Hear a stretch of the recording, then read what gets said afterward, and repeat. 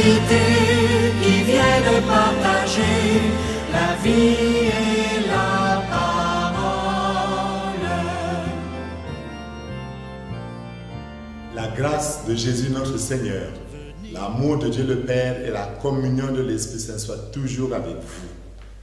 Frères et sœurs, nous commençons donc aujourd'hui le temps ordinaire, année C, où nous allons faire une lecture continue de l'Évangile selon Saint Luc. Mais en ce deuxième dimanche du temps ordinaire, l'Église nous propose de commencer par Jean chapitre 2, qui nous donne de méditer sur le premier miracle de Jésus à Cana selon Saint Jean.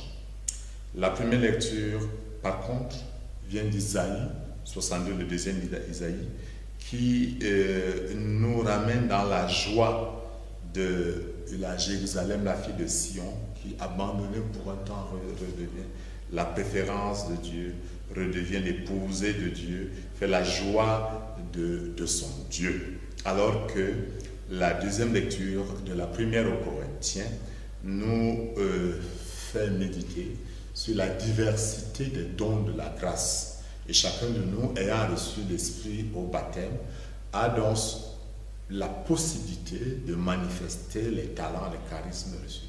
Mais revenons au beau texte de Jean chapitre 2, versets 1 à 11. Alors, il s'agit de ce beau miracle de la transformation de l'eau en vin, avec des spécificités que je mettrai très rapidement en exergue.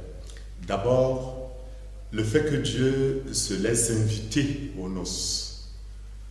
Donc Dieu se laisse inviter à notre vie ordinaire, à nos joies, comme évidemment aussi à nos peines.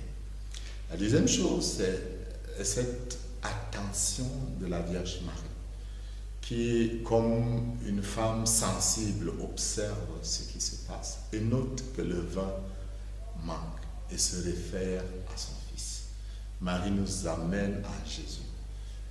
La rencontre avec Marie nous conduit, elle nous conduit elle-même à la source de la vie, à rencontrer Jésus. Je ris toujours en pensant à cette dame qui m'avait dit: oh, mon Seigneur, je préfère prier Marie, c'est elle qui écoute mes prières. Non, Marie qui m'écoute m'amène à Jésus, n'est-ce pas? Et autre chose de beau de ce texte, c'est que cette attention de Marie nous amène à une vérité très profonde. Quand Marie rencontre son Fils, il n'ont plus de faim. Marie veut que son Fils fasse un miracle, c'est la manifestation de la gloire de Dieu. La vraie gloire de Jésus, c'est sur la croix. Voilà pourquoi il dira: femme, mon heure n'est pas encore arrivée. L'heure de Jésus sera sur la croix. Mais toutefois, il va réaliser le miracle. Il y a encore un enseignement important. Quand Marie s'approche des serviteurs, il leur dit: tout ce qu'il vous dira, faites-le. Tout ce qu'il vous dira, faites-le. Ça revient à la fameuse obéissance. Tout ce que le Seigneur a dit, nous le ferons. Tout ce que le Seigneur a dit, nous le ferons. Ça, c'est la devise des enfants de Dieu. Tout ce que le Seigneur dit, nous voulons le réaliser. Nous voulons l'accomplir. Alors, le Seigneur, malgré qu'il ait dit à sa mère: femme, qu'est-ce qu'il y a entre toi et moi, dit quand même aux serviteurs: remplissez tous ces genres. Les serviteurs le font. Voilà l'obéissance, un ordre bizarre, mais la vie spirituelle nous amène, quelquefois sans comprendre les intentions du Seigneur, à réaliser ce qu'il nous demande de faire. Ils le remplissent donc, les serviteurs remplissent les jarres d'eau, ils les remplissent, et Jésus leur demande d'en apporter au maître du repas, qui, ayant goûté le vin, se rend compte que c'est du très bon vin. Et il aura cette phrase: tout le monde sert le bon vin en premier, et lorsque les gens ont bien bu, on apporte le moins bon. Mais toi, tu as gardé le bon vin jusqu'à maintenant.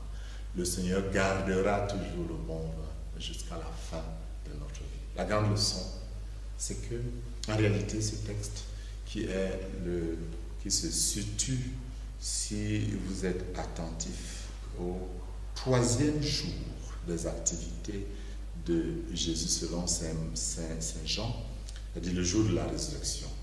C'est en réalité les noces de Dieu avec l'humanité. C'est Dieu qui vient célébrer avec l'humanité et prendre l'humanité en main.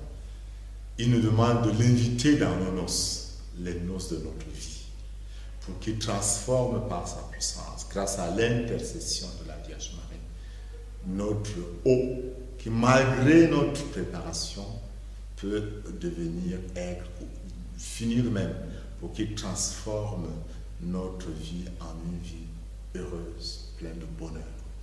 C'est l'œuvre de foi. Accepter de laisser Jésus prendre l'initiative dans mon existence. Le Seigneur, j'étais maître de ma fête.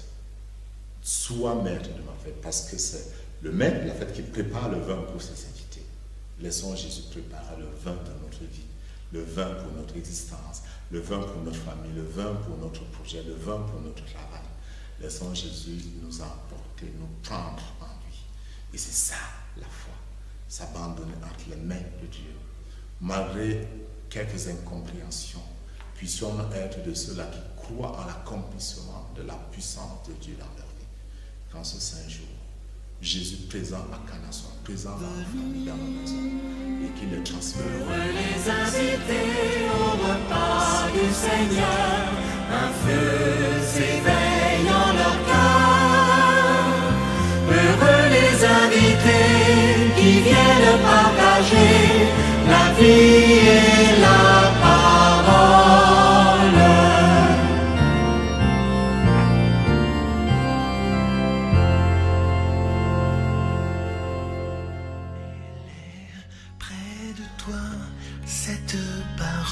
Évangélium, votre agenda biblique de l'an de grâce 2019 déjà disponible. Soyez les premiers à vous en procurer. Évangélium, l'agenda biblique qui vous assure la parole de Dieu et la méditation au quotidien. Évangélium, c'est un guide de prière personnel pour vous et pour votre famille. Évangélium vous assure la marche en présence du Christ avec l'Église durant toute l'année. Pour vos commandes, contactez-nous au 675 39 0021 694 43 82 09. Écoute la voix du Seigneur.